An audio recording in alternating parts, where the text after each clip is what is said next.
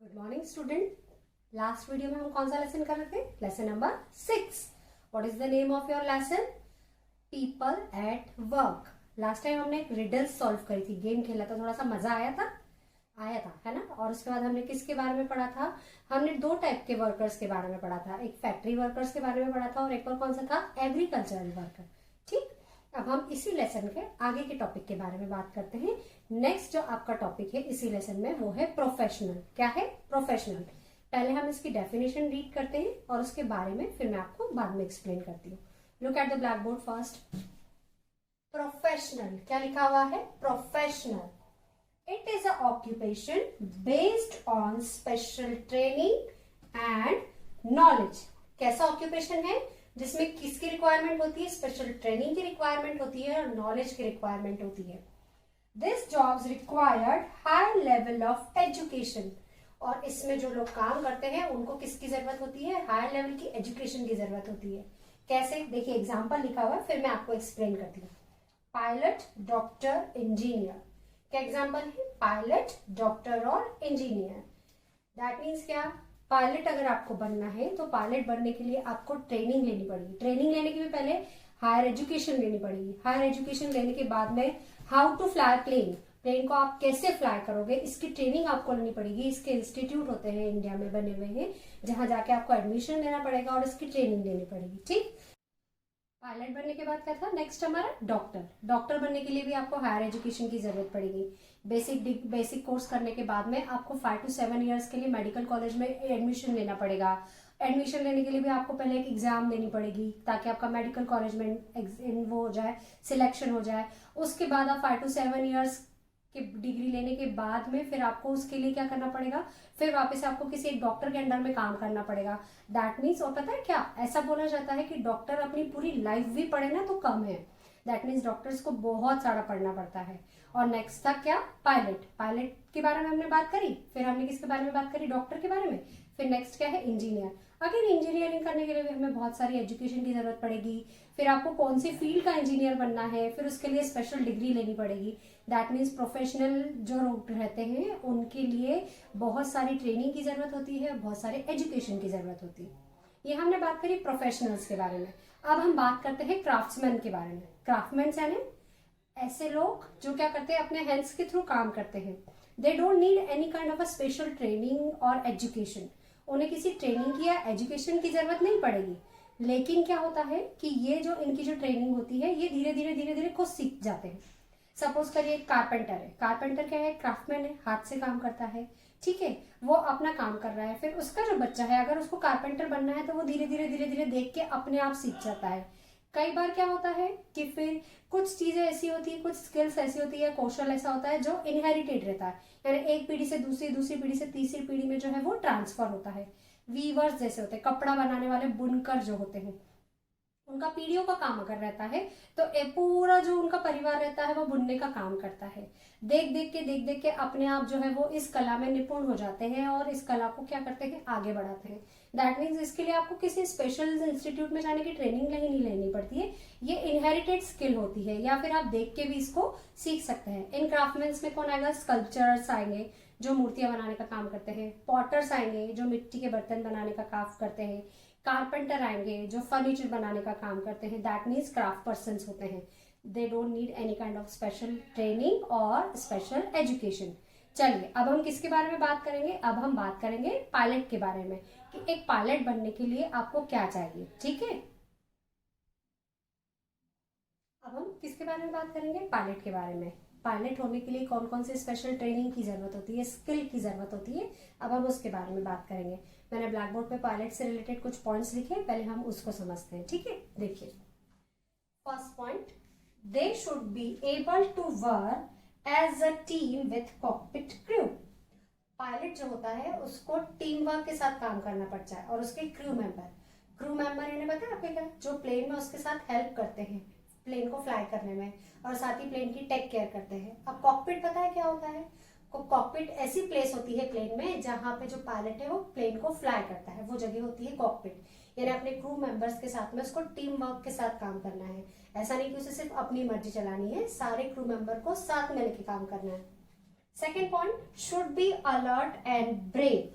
कैसा होना चाहिए? अलर्ट होना चाहिए, जागरूक होना चाहिए और बहादुर होना चाहिए, ताकि किसी भी परिस्थिति में जो है वो अपने प्लेन को क्या कर सके, हैंडल कर सके अच्छी तरह से। Next, should be quick in decision making. अगर प्लेन फ्लाई करते समय किसी भी तरह की कोई प्रॉब्लम होती है तो उससे तुरंत डिसीजन लेते आना चाहिए, ज्यादा सोचना विचारना नहीं चाहिए और डिसीजन भी ऐसा लेना चाहिए जो सबकी भलाई में हो। Next, should keeping the safety of passengers and crew member। हमेशा उसको किस चीज का ध्यान रखना चाहिए? पैसेंजर्स की सेफ्टी का ध्यान रखना चाहिए और साथ ही साथ में क्रू मेंबर का ध्यान रखना चाहिए, ताकि उसके डिसीजन से किसी को भी कोई नुकसान ना हो। एंड लास्ट पॉइंट हमने क्या लिखा है? Should be fit and healthy. Healthy होना चाहिए और फिट होना चाहिए। आपको पता है पायलट क्या करते हैं, हमारी कैसे हेल्प करते हैं? कई बार क्या होता है, नेचुरल कैलेमिटीज हो जाती है, अर्थक्वेक आता है, भूकंप आती है या बाढ़ आती है, तब ये प्लेन को फ्लाई करके जो है वो ऐसी प्लेसेस पे जाते हैं और वो जो विक्टिम्स होते हैं, जो इन चीज़ों से प्रभावित होते हैं, उनको प्लेन में जो है वो क्या करते हैं, कैरी करते हैं और सेफर प्लेस पे लेके जाते हैं। कई बार जो है वो मिलिट्री जो होती है, आर्मी जो, उसको एक प्लेस से दूसरी प्लेस ले जाने का काम करते हैं। कई बार ऐसी जगह जहाँ नेचुरल कैलेमिटीज हुई है वहाँ पे फूड, मेडिसिन और वाटर को सप्लाई करने के लिए भी ये पायलट जो है वो हेल्प करते हैं। इनको जो है वो 5 to 7 आवर्स का इनका जॉब होता है। 5 to 7 आवर्स तक ये कंटिन्यू प्लेन फ्लाई कर सकते हैं। इसके बाद इन्हें परमिशन नहीं होती है प्लेन फ्लाई करने की। पता है क्यों? क्योंकि ये प्लेन फ्लाई करते करते थक जाते हैं, और सपोज करो कि अगर प्लेन फ्लाई करते करते एकदम से नींद लग जाए, झपकी आ जाए, तो क्या होगा? प्लेन पता नहीं कहाँ का कहाँ जाएगा, प्लेन का एक्सीडेंट हो जाएगा, राइट। तो इन्हें 5 to 8 आवर्स तक जो है वो प्लेन फ्लाई करने की परमिशन होती है, इससे ज्यादा वो प्लेन फ्लाई नहीं कर सकते हैं। और ये एक बहुत रिस्पॉन्सिबिलिटी वाला जॉब होता है, क्योंकि इसमें आपके साथ जितने पैसेंजर्स ट्रेवल कर रहे हैं या जो क्रू मेंबर ट्रेवल कर रहे हैं, उनकी सेफ्टी की पूरी जिम्मेदारी किसकी होती है? पायलट की जिम्मेदारी होती है। इसलिए पायलट को fit, healthy, alert, quick in decision making, ऐसी सारी क्वालिटी का होना जरूरी होता है। और इन क्वालिटी को वो कैसे इनहेंस कर सकता है, कैसे ग्रास्प कर सकता है, कैसे ले सकता है, इसके लिए उन्हें स्पेशल ट्रेनिंग दी जाती है और वो अपनी स्किल को डेवलप करते हैं। और फिर जब उनकी ट्रेनिंग पूरी होती है उसके बाद उन्हें जो है वो प्लेन फ्लाई करने का लाइसेंस मिलता है। ट्रेनिंग कंप्लीट करने के बाद में उनको लाइसेंस मिलता है and then they are able to fly a plane. अब हम जो है नेक्स्ट जो बात करेंगे वो हम बात करेंगे किसके बारे में? Social worker. नाम क्या है? सोशल वर्कर, समाज सुधारक। ये समाज के लिए जो काम करते हैं। ये जो सोशल वर्कर होते हैं ये मनी अर्न करने के लिए काम नहीं करते हैं, ये समाज की अपलिफ्टमेंट के लिए काम करते हैं, समाज के उद्धार के लिए काम करते हैं। और किसके लिए काम करते हैं? ये जो गरीब लोग होते हैं या जो अनपढ़ बच्चे होते हैं या फिर जो असहाय बच्चे होते हैं जिनका कोई नहीं होता, ये ऐसे लोगों की हेल्प करते हैं, इनको समाज में एक दर्जा दिलाने के लिए। और इसके लिए वो किसी तरह का कोई पैसा नहीं लेते हैं, अपनी इच्छा से काम करते हैं। ये वॉलंटरी होता है, अपनी इच्छा से, अपनी मर्जी से समाज के भले के लिए काम करते हैं। इसमें सबसे एक जो वेल नोन नाम है वो है कैलाश सत्यार्थी। ये एक बहुत बड़े जो है वो सोशल वर्कर है इंडिया के, और इन्हें अपने सोशल वर्क के लिए नोबेल प्राइज मिला है। ये जो नोबेल प्राइज है ये सबसे बड़ा प्राइज होता है जो उन्हें अपने सोशल वर्क के लिए मिला है। इन्होंने बचपन बचाओ जो है एक ऑर्गेनाइजेशन जो है वो बनाई है, और इसमें बचपन बचाओ में वो ऐसे बच्चों की हेल्प करते हैं जो कैसे होते हैं, जो गरीब होते हैं, जो अपने पेरेंट्स के साथ डिफरेंट फैक्ट्रीज में या भट्टियों में काम करने के लिए जाते हैं और पेरेंट्स के साथ काम करते हैं और अपनी एजुकेशन पे ध्यान नहीं देते हैं। उन्हें ठीक से 2 टाइम का खाना भी नहीं मिल पाता है। वीवर्स होते हैं जो जहाँ पे वो कारपेट बनाने की फैक्ट्रीज होती है ना, ये वहाँ पे अपने पेरेंट्स के साथ कारपेट बुनने का काम करते हैं, और कारपेट में से वो छोटे छोटे रेशे निकलते हैं जो उनकी सांस के थ्रू अंदर जाते हैं और इससे ये बच्चे बीमार होते हैं। दैट मीन्स ये ऐसे बच्चों की हेल्प करते हैं और बड़ी बड़ी फैक्ट्रीज और भट्टियों में जाके वहां से उन बच्चों को छुड़ाते हैं। और फिर उन्होंने ये जो ऑर्गेनाइजेशन बनाई है बचपन बचाओ, इसमें इन बच्चों को लाते हैं और इसके बाद इनकी एजुकेशन के लिए, इनके रहने के लिए, इनके खाने पीने के लिए ये ऑर्गेनाइजेशन जो है वो व्यवस्था करती है। और इनके इस अच्छे काम के कारण गवर्नमेंट ने जो है उनको नोबेल प्राइज भी दिया हुआ है। ये बहुत वेल नोन नाम है। इसके अलावा एक नाम और है मेधा पाटकर। ये भी एक समाज सुधारक है जिन्होंने नर्मदा बचाओ आंदोलन स्टार्ट किया था। और नर्मदा बचाओ आंदोलन के कारण जो लोग, नदी पर डैम बन रहा था और जिसके कारण जो है बहुत सारे गांव जो है पानी में डूब रहे थे, और ऐसे लोगों को बचाने के लिए उन्होंने नर्मदा बचाओ आंदोलन स्टार्ट करा था। ये भी एक वेल नोन कौन है? सोशल वर्कर है। दैट मीन सोशल वर्कर कौन होते हैं? जो अपनी इच्छा से वॉलंटरी काम करते हैं, मनी अर्न करने के लिए काम नहीं करते हैं, समाज की सेवा करने के लिए और समाज के अपलिफ्टमेंट के लिए, यानी समाज को सुधारने के लिए और समाज का उद्धार करने के लिए काम करते हैं। ये तो हुई बात समाज सुधारक की। अब पता है, आज से कई साल पहले की अगर हम बात करें तो अगर हम वुमेन्स की बात करें तो वुमेन्स को राइट्स नहीं थे घर के बाहर जाके काम करने के लिए। कई बार क्या होता था कि वुमेन की इच्छा भी होती थी, लेकिन उनको क्या बोल दिया जाता था कि you are not suppose to allow to go out for work. Ladies को क्या करना चाहिए? फिर सिर्फ घर पे रह के रोटी बनानी चाहिए और बर्तन मांजने चाहिए। ये आज से कई साल पहले लोगों की मेंटेलिटी थी।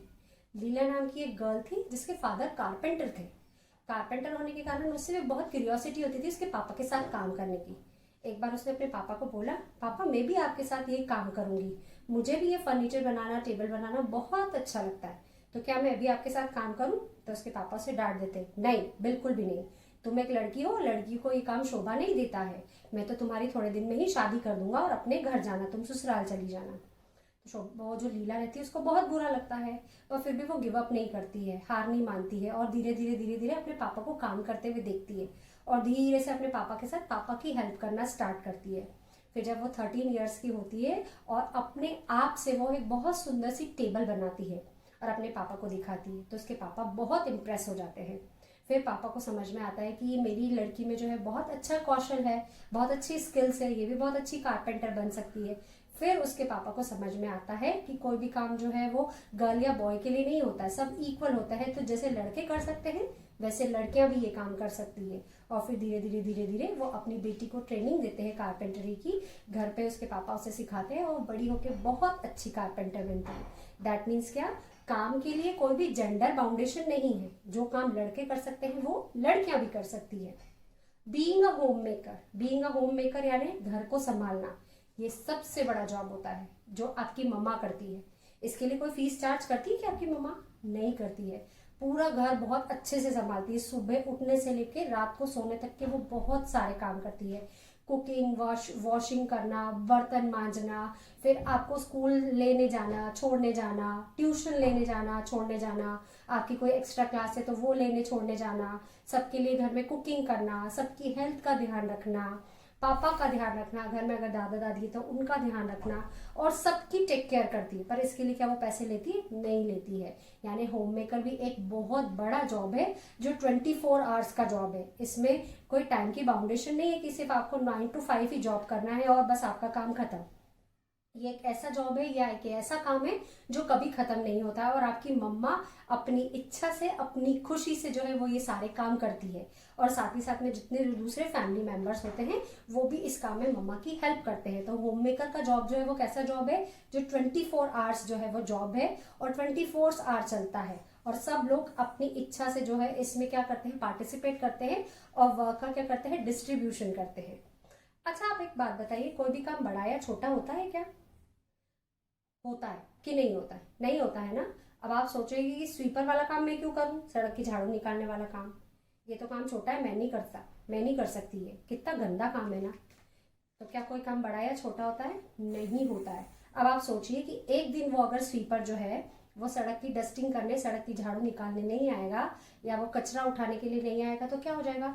आपके घर के चारों तरफ क्या हो जाएगा? कचरे का ढेर लग जाएगा, और फिर आपको वो साफ करना पड़ेगा, वो गंदगी आपको साफ करनी पड़ेगी। तो फिर इसलिए वो जो स्वीपर है उसका काम भी उतना ही बड़ा है जितना हम लोग जो दूसरे काम करते हैं, और उन काम को करने वाले लोगों को भी हमें उतना ही रिस्पेक्ट देना चाहिए जितना कि हम दूसरे लोगों को देते हैं। जो ये काम करते हैं वो भी कोई छोटे नहीं होते हैं, उन्हें भी इक्वल अपॉर्चुनिटीज देनी चाहिए, रिस्पेक्ट देना चाहिए, क्योंकि कोई भी काम बड़ा या छोटा नहीं होता है, और उन लोगों को भी उतनी ही अपॉर्चुनिटी और रिस्पेक्ट के साथ हमें देखना चाहिए। तो आज हमने किसके बारे में बात करी? आज हमने सबसे पहले प्रोफेशनल्स के बारे में बात करी, फिर क्राफ्ट्समैन के बारे में बात करी, फिर पायलट की क्या क्या स्किल्स होनी चाहिए, उसमें क्या क्या क्वालिटीज होनी चाहिए, इसके बारे में बात करी। फिर गर्ल और बॉय दोनों एक जैसे होते हैं, सबको एक जैसा काम करना चाहिए, कोई भी काम किसी गर्ल या बॉय के लिए नहीं होता है। फिर हमने होम मेकर की बात करी, और फिर हमने क्या बात करी? डिग्निटी ऑफ लेबर की या डिग्निटी ऑफ वर्क की, कि कोई भी काम बड़ा या छोटा नहीं होता है, और उनको काम करने वाले लोग भी उतने ही इक्वली रिस्पेक्टेबल होते हैं। ये आपका लेसन आज एंड हो गया है। हम फिर से नए टॉपिक के साथ में नेक्स्ट वीडियो में फिर से मिलेंगे। Good bye.